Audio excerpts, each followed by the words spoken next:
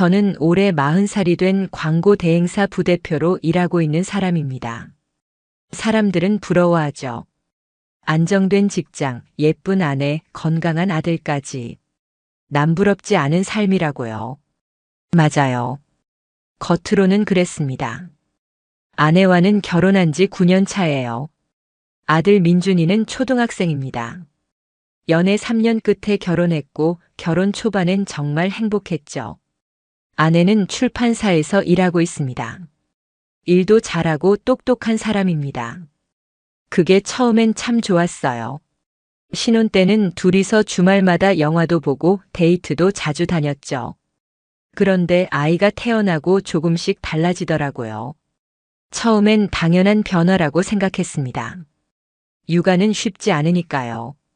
아내는 온전히 민준이에게 매달렸고 저는 회사 일에 더 집중하게 됐죠. 민준이가 학교에 들어가고 나서부터 아내도 다시 회사로 복귀했어요. 그때부터는 서로 정말 바빠졌습니다. 아침이면 서로 인사할 시간도 없이 출근 준비로 정신없고 저녁엔 둘 다 녹초가 돼서 말 한마디 못 나누고 누워버리곤 했어요. 가끔은 같은 집에 살아도 그냥 남 같다는 느낌이 들더라고요. 그래도 그러려니 했습니다. 주변 부부들도 다 그렇다니까요. 그러던 어느 날 회사에서 문제가 생겼습니다. 대표와의 갈등이 심해졌어요. 매출 목표는 자꾸 올라가는데 인원은 줄고 업무는 늘어났죠.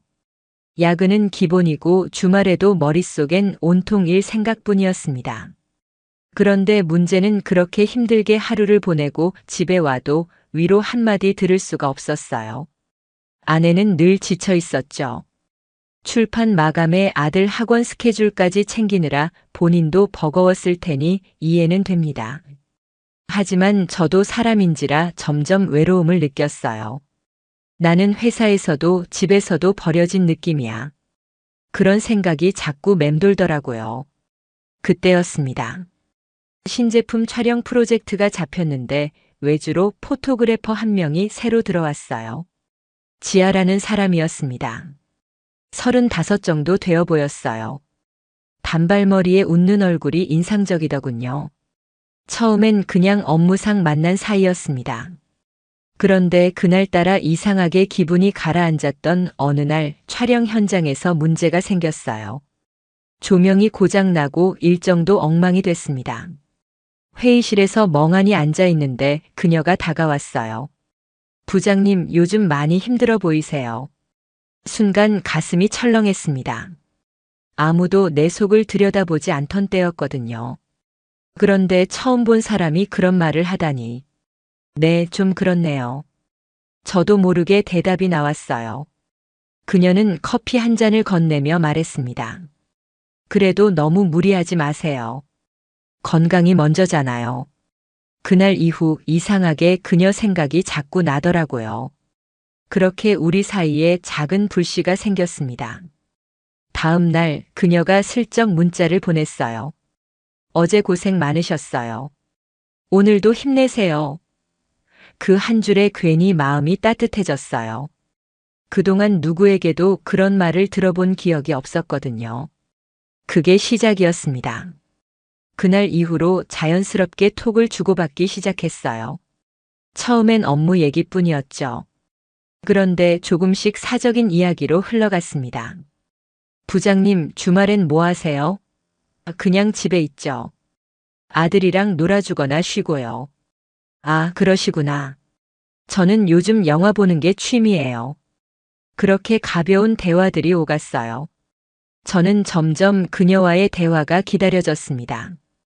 회사에선 지치고 집에서도 말 붙일 사람이 없던 상황이었으니까요. 그때부터였어요.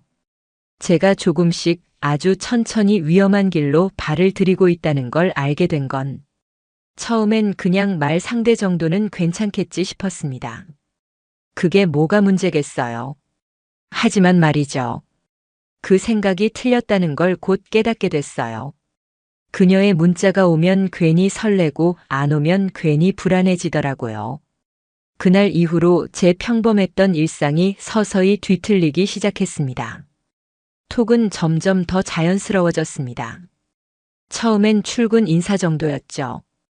오늘도 힘내세요. 부장님 점심 맛있게 드세요. 그런데 어느새 저녁 늦게까지 이어지더군요. 아내는 늘 피곤해 보였습니다. 퇴근하면 민준이 숙제 봐주랴 빨래하랴 정신이 없었죠. 저 역시 집에 오면 기운이 쭉 빠졌지만 아내와는 말 섞을 틈조차 없었습니다. 대신 핸드폰만 더 자주 들여다보게 되더군요. 그녀는 늘 밝은 말투로 톡을 보냈습니다. 오늘 촬영 끝나고 혼자 카페 갔어요. 부장님은요? 그때마다 괜히 기분이 좋아졌어요.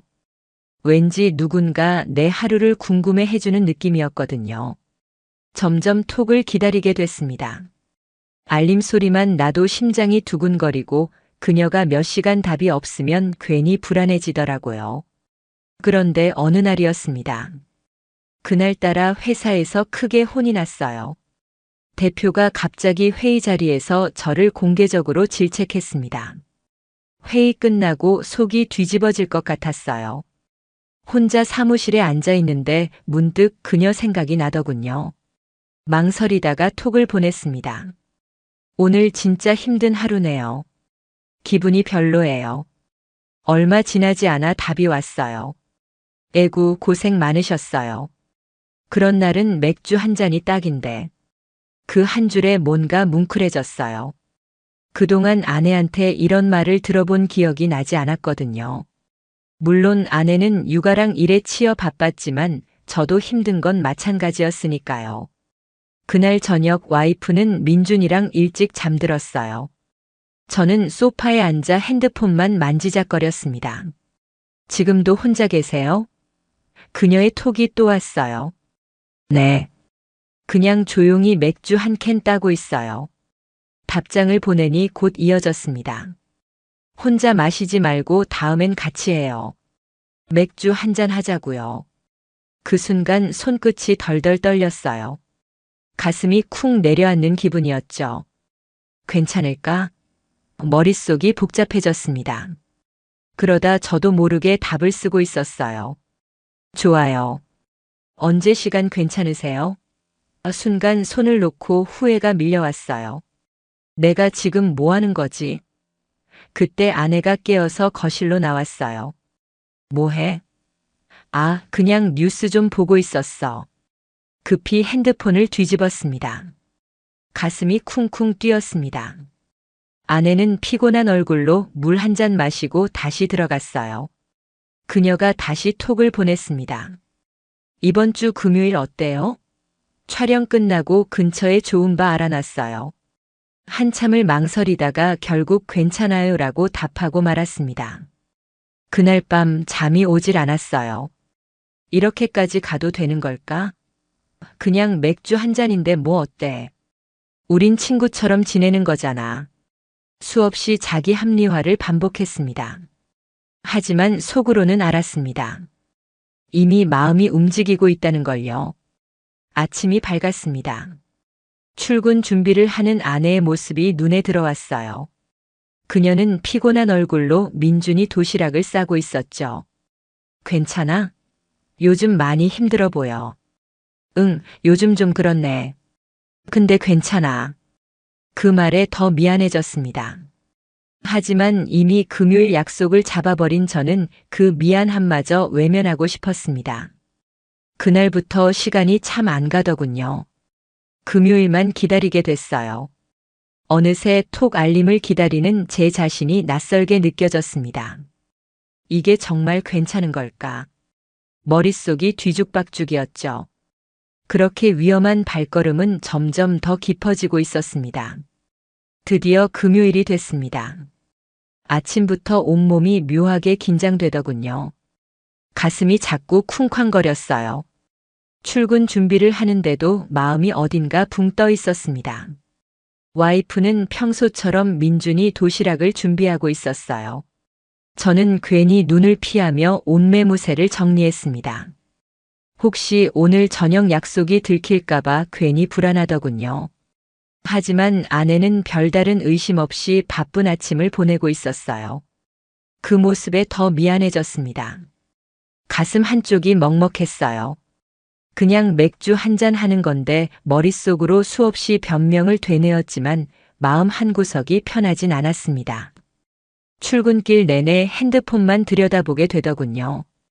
혹시 그녀가 톡을 보냈을까 싶어서요. 사무실에 도착하자마자 알림이 떴습니다. 오늘 저녁 기대돼요. 그 한 줄에 심장이 빠르게 뛰었습니다. 숨이 턱 막히는 느낌이었어요. 그렇게 하루 종일 일에 집중할 수가 없었습니다. 회의 때도 딴 생각만 났어요. 이렇게까지 가도 되는 걸까? 아니야, 그냥 술 한잔 하는 거잖아. 머릿속이 온통 복잡했습니다. 그러면서도 이상하게 기다려지더군요. 퇴근 시간이 가까워질수록 손끝이 덜덜 떨렸습니다. 드디어 퇴근 시간이 됐고 그녀에게 톡이 왔습니다. 퇴근하셨어요? 저는 거의 다 끝났어요. 거기서 뵐게요. 네. 이제 나가요. 답장을 보내고 자리를 정리했습니다. 괜히 주위를 두리번거리며 나왔어요. 혹시라도 누군가 볼까봐. 그렇게 저는 약속 장소로 향했습니다. 그녀는 먼저 와 있었습니다. 긴 코트를 입고 있었고 평소보다 훨씬 여성스러워 보였어요. 오셨어요? 오늘 정말 고생 많으셨어요. 그 말에 가슴이 먹먹해졌습니다. 오늘 하루 정말 힘들었어. 그녀가 잔을 들며 말했어요. 그래도 오늘 하루는 잊어버리고 편하게 마셔요. 잔을 부딪히는 순간 머릿속이 멍해졌어요. 그렇게 자연스럽게 대화가 시작됐습니다. 일 얘기, 취미 얘기, 고민까지. 그녀는 제 얘기를 정말 잘 들어줬어요. 그게 얼마나 오랜만인지 모릅니다. 와이프는 요즘 늘 지쳐 있었고 서로 말 붙일 틈도 없었으니까요. 잔이 몇 번이나 비워졌는지 모르겠습니다. 술 기운이 올라오니 마음도 느슨해졌어요. 그녀는 제 쪽으로 몸을 살짝 기울이며 말했습니다. 부장님은 참 좋은 분 같아요. 아내분이 부럽네요. 그 말에 가슴이 철렁했습니다. 아, 그런가요? 요즘은 저도 잘 모르겠어요. 한숨이 절로 나왔습니다. 그녀는 조용히 손을 내밀더니 제 손등을 가볍게 덮었습니다. 숨이 막혔어요. 머릿속이 하얘졌습니다. 본능적으로 빼야 한다고 생각했지만 그러지 못했습니다. 가슴이 미친 듯이 뛰었어요. 그녀는 눈을 바라보며 부드럽게 말했습니다. 가끔은 이런 시간도 필요한 거잖아요. 그 말이 핑계처럼 들렸지만 이상하게 위로가 됐습니다. 그 손을 뿌리치지 못한 채 그대로 앉아 있었습니다. 그녀가 조용히 말을 꺼냈어요. 이 근처에 좋은 바 알아놨어요. 좀 더 편하게 있을까요? 한참을 망설이다가 고개를 끄덕이고 말았습니다. 그러다가 결국 가까운 호텔로 자리를 옮겼습니다. 솔직히 말하면 그때까지만 해도 이러면 안 되는데라는 생각은 있었어요. 하지만 이미 너무 멀리 와버렸다는 느낌이 더 강했습니다. 호텔 방 안. 긴장감이 극에 달했습니다. 그녀가 먼저 다가왔고 저는 결국 그 유혹을 뿌리치지 못했습니다. 순간 세상이 무너지는 느낌이었습니다. 가슴이 찢어지는 아픔이 밀려왔어요. 정말 내가 원하는 게 이거였나? 하지만 이미 돌이킬 수 없는 선을 넘어버린 뒤였습니다. 그날 밤 집으로 돌아가는 길. 온몸에 힘이 빠졌어요. 가슴이 미어지는 듯 아팠습니다. 하지만 한편으로는 또다시 그녀와의 만남을 기다리고 있는 제 자신이 두려웠어요. 나는 정말 어디까지 가려고 하는 걸까? 그렇게 또 하나의 금기를 넘은 저는 점점 더 깊은 늪에 빠지고 있었습니다. 그날 이후 저는 달라졌습니다. 아니, 달라졌다는 걸 스스로도 느끼고 있었어요. 아내와 눈을 마주치기가 어려웠습니다. 괜히 미안한 마음이 들어서요. 그런데 또 이상하게 그녀의 톡이 오면 심장이 미친 듯이 뛰었습니다. 오늘도 보고 싶어요. 다음엔 좀 더 오래 함께 있고 싶어요. 그런 문자가 올 때마다 이상하게 가슴이 쿵 내려앉고 말았어요. 나는 지금 뭐하고 있는 거지 후회가 몰려왔지만 그녀를 향한 마음은 점점 더 커지고 있었습니다. 며칠 후 그녀가 톡을 보냈어요. 이번 주에도 시간 되면 또 보고 싶어요. 그 문장을 읽는 순간 머릿속이 하얘졌어요. 이번엔 안 가는 게 좋지 않을까? 그냥 잠깐 술 한 잔만 하고 오자. 자기 합리화가 끝도 없이 이어졌습니다. 그리고 결국 또 약속을 잡고 말았어요. 그렇게 두 번째 만남이 이루어졌습니다.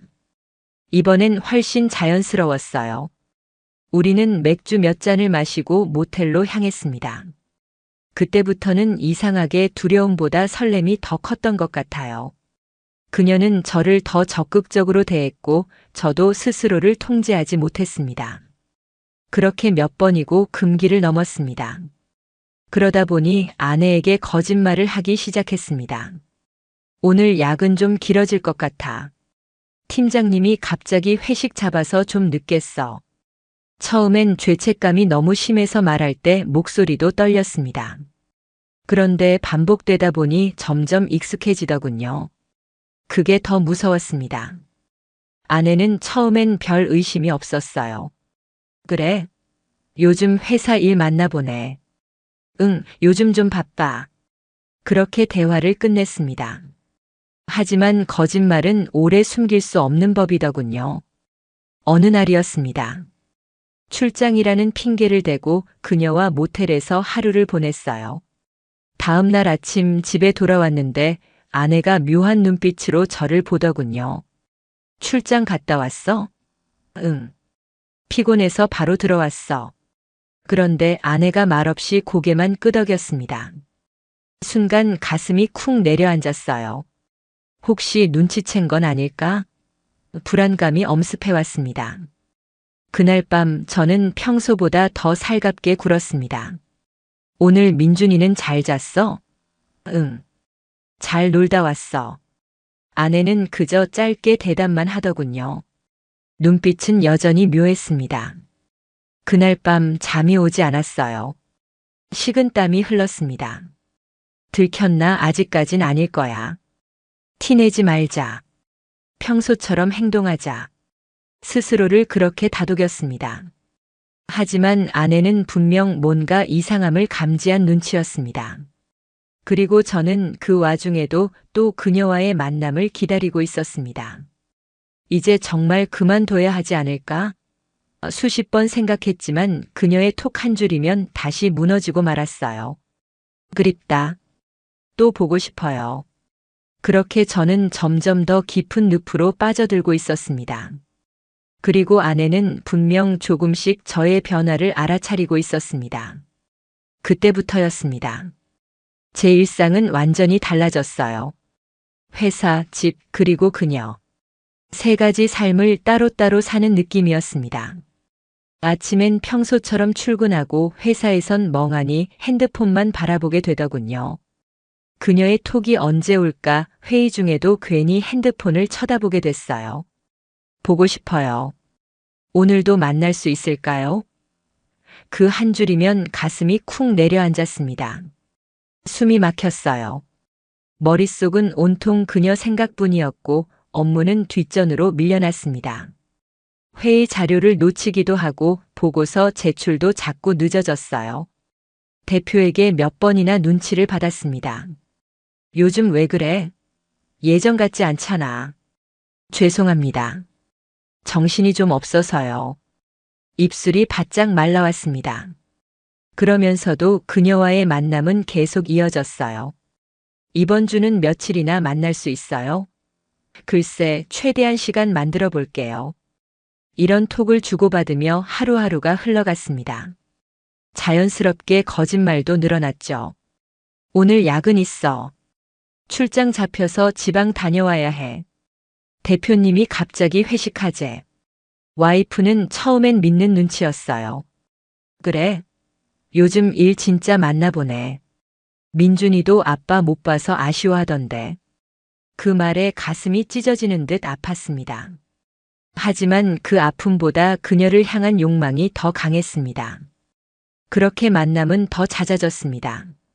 모텔 출입도 익숙해졌어요. 처음엔 조마조마했지만 이제는 아무렇지 않게 행동하고 있는 제 모습이 낯설게 느껴졌습니다. 그러다 어느 날이었어요. 출장 핑계를 대고 그녀와 하루를 보내고 돌아왔는데 와이프가 묘한 눈빛으로 저를 바라보더군요. 출장 잘 다녀왔어? 응. 피곤해서 바로 들어왔어. 대답은 했지만 심장이 미친 듯이 뛰었습니다. 그런데 와이프는 그냥 고개를 끄덕이며 말했어요. 그래. 씻고 쉬어. 그 말이 어쩐지 평소와 달라 보였습니다. 왠지 모르게 싸늘했어요. 그날 밤 와이프는 저녁을 같이 먹자고도 하지 않았어요. 저는 혼자 소파에 앉아 밥을 먹었습니다. 왠지 모르게 불안감이 밀려왔어요. 혹시 눈치챈 건 아닐까? 그 생각에 식은땀이 흘렀어요. 그런데도 저는 그녀와의 톡을 끊지 못했습니다. 오늘도 너무 행복했어요. 언제 또 만나요? 그 문자를 보는 순간 또다시 심장이 빠르게 뛰었습니다. 머릿속은 복잡했어요. 이제 정말 그만둬야 하지 않을까? 근데 아직은 아니다. 조금만 더. 스스로를 변명으로 감싸며 계속 거짓말을 이어갔습니다. 그런데 와이프의 태도는 점점 달라지고 있었어요. 저녁마다 예전처럼 반갑게 맞이하지 않고 대화도 짧아졌습니다. 어느 날은 제가 먼저 말을 걸었어요. 요즘 왜 그래? 무슨 일 있어? 와이프는 고개를 숙이며 말했습니다. 그냥 요즘 좀 피곤해서. 그 말투가 묘하게 싸늘했습니다. 그때부터 저는 더 초조해졌어요. 혹시 와이프가 뭔가 알아버린 건 아닐까? 그 생각이 머릿속을 떠나지 않았습니다. 그런데도 저는 또다시 그녀와의 만남을 약속하고 말았습니다. 그게 그때 제 모습이었습니다. 완전히 무너지고 있었던 거죠. 그리고 그때는 몰랐습니다. 와이프가 이미 조용히 움직이고 있었다는 걸요. 와이프는 분명 뭔가 알고 있었습니다. 그게 느껴졌어요. 그 눈빛. 그동안은 단순한 피곤함이나 무관심이 아니었어요. 이젠 저를 유심히 지켜보는 듯한 눈빛이었죠. 그냥 의심이 아니라 확신을 가지려는 듯한 느낌이었습니다. 가슴이 철렁했습니다. 들켰나? 아직은 아닐 거야. 하지만 불안은 점점 커져만 갔어요. 그러면서도 그녀와의 만남은 끊을 수 없었습니다. 이번이 마지막일 거야. 스스로를 수없이 속이며 또 약속을 잡았어요. 그날 밤도 마찬가지였습니다. 모텔에서 나오며 그녀는 제 손을 꼭 잡았습니다. 요즘은 더 자주 보고 싶어요. 그 말에 숨이 막혔어요. 그렇게 집에 돌아오니 와이프가 거실에서 책을 읽고 있더군요. 왔어? 응. 약은 좀 길어졌어. 거짓말을 내뱉는 순간 손끝이 떨렸습니다. 와이프는 말없이 고개만 끄덕였습니다. 그 표정이 묘하게 차가웠어요. 그날 밤 잠을 이루지 못했습니다. 가슴이 쿵쿵 뛰었어요. 이제 정말 끝인가? 아니야. 아직 모를 거야. 다음 날 아침. 평소와 다름없이 출근 준비를 하는데 와이프가 갑자기 말했어요. 오늘 저녁엔 뭐 해? 심장이 쿵 내려앉았습니다. 오늘은 회식 있을 것 같아. 아마 늦을 거야. 억지로 자연스러운 척 했지만 제 목소리는 떨리고 있었어요. 와이프는 묘한 미소를 지으며 말했습니다. 그래. 잘 다녀와. 그 말이 왜 그렇게 무섭게 들리던지요. 그날도 또 그녀와 만났습니다. 하지만 마음 한구석은 계속 불안했어요.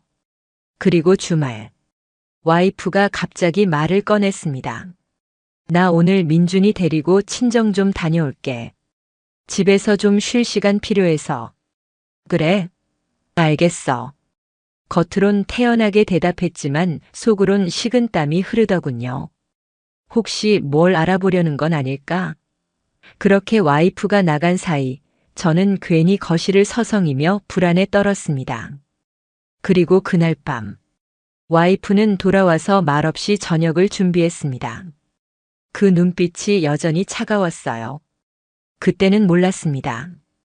그녀가 그날 제 핸드폰 패턴을 유심히 살펴보고 있었다는 걸요. 며칠 후, 저는 퇴근 후 샤워를 하고 있었어요. 평소처럼 핸드폰을 침대 위에 두고 들어갔죠. 그런데 이상했습니다. 샤워를 마치고 나오니 핸드폰 위치가 미묘하게 달라져 있었어요. 가슴이 철렁했습니다. 설마. 그때 와이프가 다가와 핸드폰을 들고 말했습니다. 이거 왜 이렇게 잠거나? 그냥 사생활 좀 지키고 싶어서. 억지로 웃으며 말했지만 심장이 미친 듯이 뛰었습니다. 그날 밤, 와이프는 제가 잠든 척할 때 조용히 움직였습니다. 제가 눈을 감고 있을 때였어요.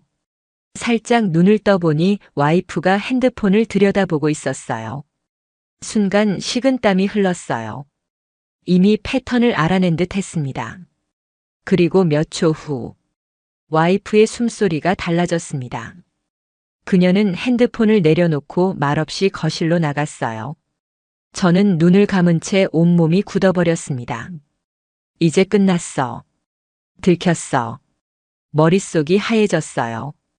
아내는 조용히 증거를 확보하고 있었던 겁니다. 그리고 저는 그 사실을 너무 늦게 깨닫고 말았습니다. 그날 이후 저는 완전히 무너졌습니다.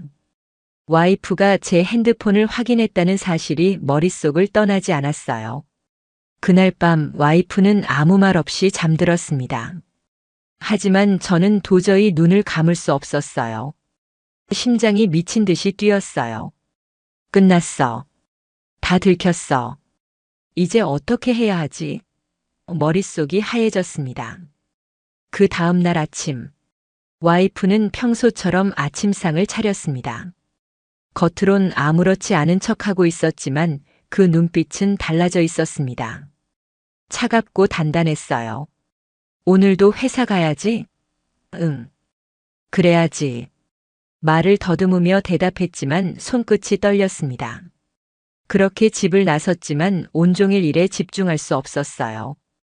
회의 때도 다른 직원들이 무슨 말을 하는지 귀에 들어오지 않았습니다. 대표가 저를 불렀습니다. 요즘 왜 그래? 정신 어디에 두고 있어? 그 말에 얼굴이 화끈거렸어요. 죄송합니다. 요즘 좀 피곤해서요. 억지로 웃으며 대답했지만 대표는 못마땅한 눈빛으로 저를 바라봤어요. 그렇게 하루가 지나갔습니다. 그날 저녁 집에 돌아왔는데 와이프가 말없이 저를 바라보았습니다. 가슴이 철렁했습니다. 왜 그래? 아무것도 아니야. 그냥 좀 피곤해서. 그렇게 대화는 끝났습니다. 그날 밤, 저는 와이프가 잠든 줄 알고 핸드폰을 확인했습니다. 그런데 톡창에는 그녀의 메시지가 그대로 남아 있었습니다. 보고 싶어요. 언제 또 만나요? 순간 숨이 멎는 것 같았어요. 이걸 못 지웠어? 그때였습니다. 와이프가 조용히 눈을 떴습니다. 그렇게 좋았어? 가슴이 찢어지는 아픔이 밀려왔어요. 무슨 소리야 말을 더듬었지만 이미 모든 게 들통난 상황이었어요. 와이프는 눈빛 하나 변하지 않고 말했습니다. 다 봤어. 나. 그 말에 머릿속이 하얘졌어요. 숨이 막혔어요. 그날 밤 와이프는 더 이상 아무 말도 하지 않았습니다. 그저 민준이 방으로 들어가 문을 닫아버렸어요. 저는 거실에 혼자 앉아 있었습니다. 그렇게 아침이 밝았습니다. 와이프는 평소처럼 민준이를 챙겼습니다. 아무렇지 않은 척 행동했어요. 그게 더 무서웠어요. 저는 기회를 봐서 말을 꺼냈습니다. 미안해. 내가 잘못했어. 그런데 와이프는 고개만 끄덕였습니다. 지금은 말하고 싶지 않아. 그렇게 말한 뒤 민준이와 함께 집을 나갔어요. 그 모습이 너무 담담해서 더 두려웠습니다. 그때는 몰랐어요. 와이프가 이미 변호사와 연락을 시작했다는 걸요. 그로부터 며칠 후, 회사에서도 이상한 낌새가 돌기 시작했습니다. 대표가 저를 다시 불렀어요. 요즘 회사 이미지에 문제되는 소문이 돌고 있다는데 무슨 일 있어? 순간 식은땀이 흘렀어요. 그럴 리가요. 별일 없어요. 억지로 웃었지만 대표는 더 이상 믿지 않는 눈치였어요. 그날 밤, 와이프는 말없이 서류 하나를 제 앞에 내밀었습니다. 변호사 선임했어. 준비해. 그 말에 세상이 무너지는 느낌이었어요. 가슴이 찢어지는 아픔이 밀려왔습니다. 잠깐만, 그건 너무 이미 늦었어. 그렇게 와이프는 다시 민준이 방으로 들어가 버렸어요. 저는 그 자리에서 주저앉고 말았습니다. 이제 모든 게 끝났다는 걸 그때서야 뼈저리게 깨달았어요. 하지만 그때는 더 큰 일이 기다리고 있다는 걸 아직 몰랐습니다. 그날 이후 저는 제대로 숨을 쉴 수가 없었습니다. 아내는 더 이상 소리치지도 않았어요. 그냥 담담하게 저를 무시했어요. 그게 더 무서웠습니다. 민준이 앞에서는 평소처럼 행동했지만 저와는 눈도 마주치지 않았어요. 말없이 밥을 차리고 말없이 방으로 들어가고 그런 나날이 이어졌습니다. 그러던 어느 날이었어요. 회사에서 회의를 마치고 나오는데 와이프에게서 문자가 왔습니다. 오늘 저녁에 시간 좀 내. 심장이 쿵 내려앉았습니다. 식은땀이 흘렀어요. 뭐지? 또 무슨 얘기를 하려는 거지? 그날 저녁, 저는 집에 일찍 들어갔습니다. 와이프는 거실 테이블에 서류 몇 장을 꺼내놓고 기다리고 있었어요. 앉아. 그 말투가 너무 차가워서 숨이 막혔어요. 저는 조심스레 앉았습니다. 와이프는 말없이 서류를 밀어주더군요. 이혼 조정 신청서 그 제목을 보는 순간 머릿속이 하얘졌어요. 변호사 상담 다 끝냈어. 증거도 충분히 확보했고. 그 말에 가슴이 찢어지는 아픔이 밀려왔어요. 제발 우리 민준이 생각 좀 해. 그렇게 애원했지만 와이프는 눈 하나 깜짝하지 않았어요. 민준이? 민준이를 생각했으면 이런 짓을 하지 말았어야지. 그 말에 아무 말도 할 수가 없었어요. 그때는 몰랐습니다. 와이프가 이미 증거를 정리해서 법적 절차에 들어갔다는 걸요. 며칠 후, 회사에서도 상황이 심상치 않았어요. 갑자기 인사팀에서 호출이 왔습니다. 개인적인 문제로 회사 이미지에 피해가 간다는 민원이 들어왔어. 무슨 일인지 설명해. 식은땀이 났어요. 누가 민원을 넣었는지 뻔히 알 수 있었거든요. 죄송합니다. 오해가 좀 있는 것 같습니다. 그렇게 변명했지만 이미 분위기는 싸늘하게 식어 있었습니다. 그날 밤 집에 돌아왔는데 와이프는 민준이를 데리고 친정으로 간 상태였어요. 거실 테이블 위에는 쪽지 하나가 놓여 있었습니다. 변호사 통해 연락할게. 그 한 줄에 심장이 철렁했습니다. 아, 끝났구나. 그제야 실감이 났어요. 그날 밤, 혼자 텅 빈 집에 앉아 핸드폰만 들여다봤습니다. 그녀에게 전화를 걸까 말까 수십 번 망설이다가 결국 통화 버튼을 눌렀어요. 여보세요? 나야. 나 좀 힘들어. 그녀는 한참을 침묵하더니 말했습니다. 나도 이 상황 부담스러워. 잠시 연락 좀 쉬자. 그 한마디에 가슴이 철렁했어요. 모든 게 무너지고 있었습니다. 집도 가족도 직장도 그녀마저도. 그렇게 저는 혼자 남겨진 기분으로 텅 빈 집 안에 앉아 있었습니다. 하지만 그게 끝이 아니었습니다. 그로부터 며칠 후, 법원에서 도착한 등기 우편을 받았습니다. 이혼 조정 신청서 및 상간자 소송 안내문 손끝이 떨렸어요. 봉투를 뜯는 순간 손에서 종이가 미끄러질 뻔했습니다. 그 안엔 제가 상상도 못한 내용들이 들어 있었습니다. 와이프는 이미 그녀의 신상까지 파악한 뒤 상간자 소송까지 진행하고 있었던 겁니다. 그때야 깨달았어요.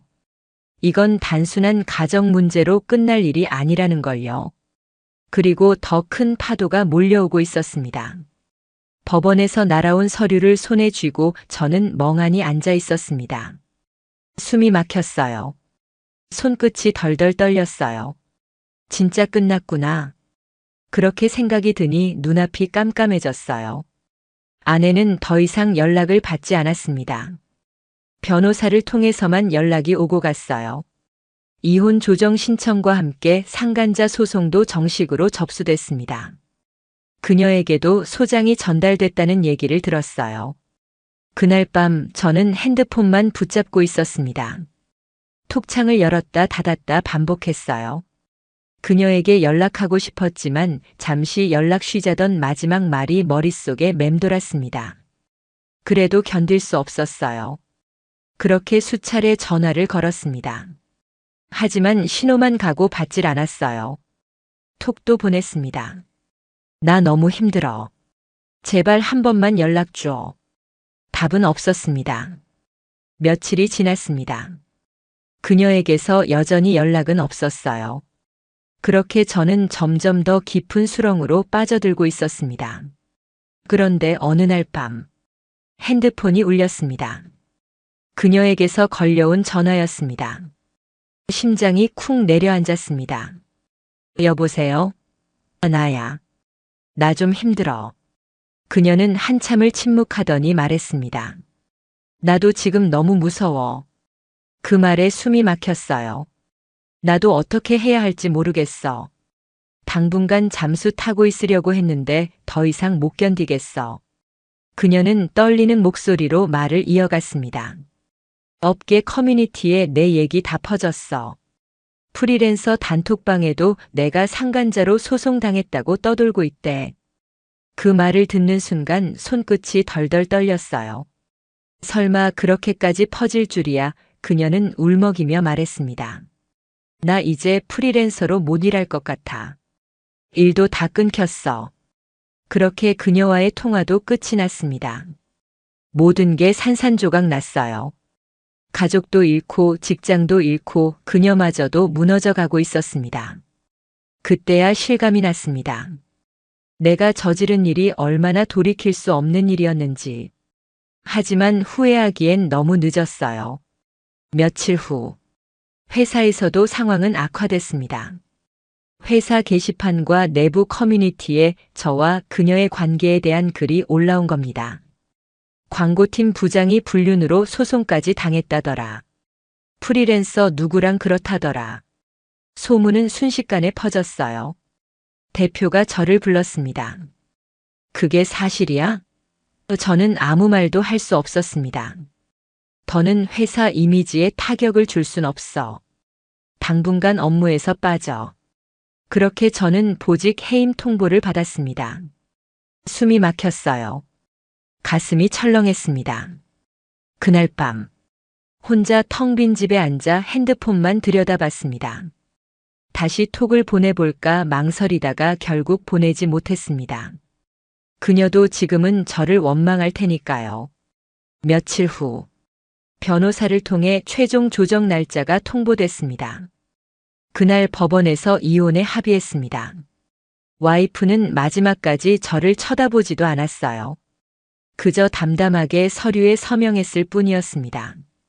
민준이에 대한 양육권도 와이프가 가져갔어요. 그게 당연했죠. 법정에서 나오던 길.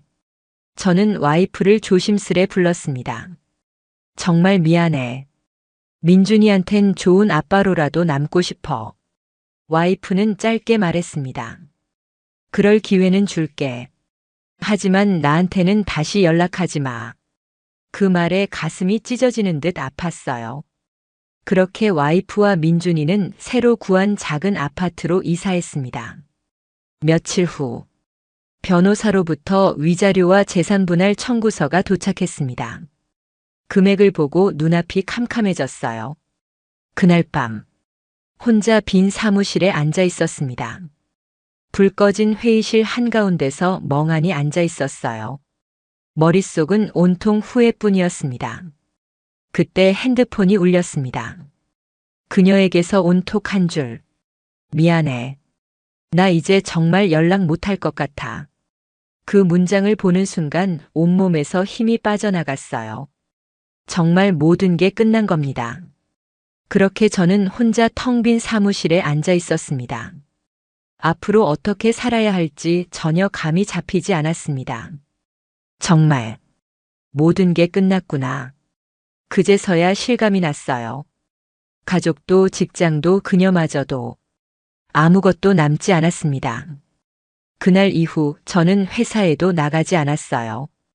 대표에게는 문자 한 통만 보냈습니다. 그동안 감사했습니다. 사직하겠습니다. 답장은 오지 않았어요. 그렇게 저는 10년 가까이 다닌 회사를 떠났습니다. 집으로 돌아와도 텅 빈 공간만 남아 있었습니다. 거실엔 와이프와 민준이의 흔적들이 사라져 있었어요. 냉장고에는 텅 빈 칸만 남아 있었고 민준이 책가방도 보이지 않았습니다. 그 모습에 가슴이 찢어지는 아픔이 밀려왔어요. 며칠 후 변호사로부터 최종 합의 결과가 전달됐습니다. 양육권 위자료 재산분할. 그 금액을 보며 그동안 내가 저지른 일들의 대가가 얼마나 큰지 뼈저리게 느꼈어요. 저는 가진 것 대부분을 정리해야 했습니다. 퇴직금 일부는 위자료로 나갔고 적금과 예금도 깨야 했습니다. 결국 저는 작은 원룸으로 이사할 수밖에 없었습니다. 그렇게 모든 걸 내려놓고 새로운 삶을 시작해야 했어요. 하지만 쉽지 않았습니다. 매일 새벽에 눈이 떠졌어요. 문득문득 민준이 얼굴이 떠올랐습니다. 그럴 때면 눈물이 나더군요. 한동안은 술 없이는 잠을 이룰 수 없었습니다. 그러던 어느 날 변호사를 통해 와이프 쪽에서 연락이 왔습니다. 민준이가 아빠 보고 싶어 해요. 주말에 시간 내주세요. 그 문장을 보는 순간 가슴이 먹먹해졌어요. 그렇게 주말 작은 카페에서 민준이를 만났습니다. 아이 얼굴을 보는 순간 그저 눈물이 났어요.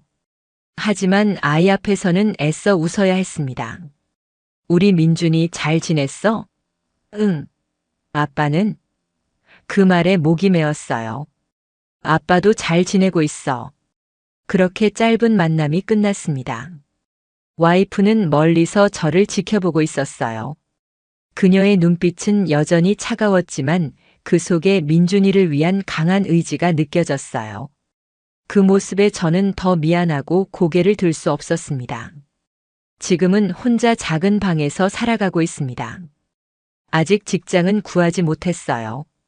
이력서를 쓰다 말기를 반복하고 있습니다. 가끔 민준이를 만나지만 그 시간마저 너무 짧게 느껴집니다.